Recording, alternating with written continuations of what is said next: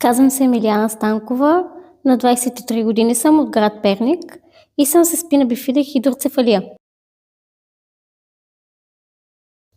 Преди проекта да започне, имах очаквания, че ще бъде нещо уникално, ще бъде много зареждащо, положително, че много ще ни помогне, че ще укрепнем като личности, ще озреем повече като хора и тези очаквания се оправдаха определено. Мисля, че да, направени по-единни, определено започнахме още повече да гледаме в една посока.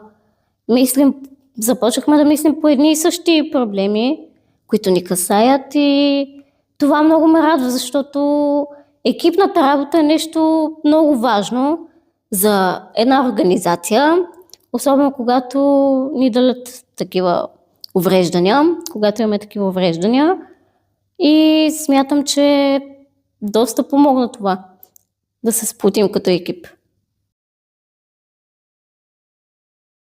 Определено се научих как да разрешавам казуси и да водя дискусии по тях. Това, между другото, беше една от най-интересните и най-повлияващите теми. Наистина супер много внимание обърнах и онлайн срещата с адвокат Генова беше уникална, защото се научих, че трябва да си търсиш правата, да си ги знаеш и да умееш да отстояваш позициите си, което е нещо много важно, ако искаш да промениш дадено нещо.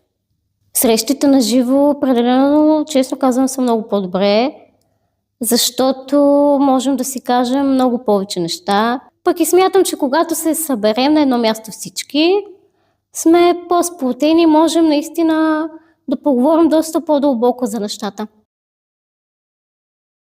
Определено за себе си научих, че мога да съм изключително упорит човек, защото имаше някои теми, с които аз мислех, че, както и груповите задания, с които аз мислех, че няма да мога да се справя особено. Наистина ми помогна да стана по-отговорна, да бъда по-креативна, по-смела и се чувствам наистина много по-себе си отпреди.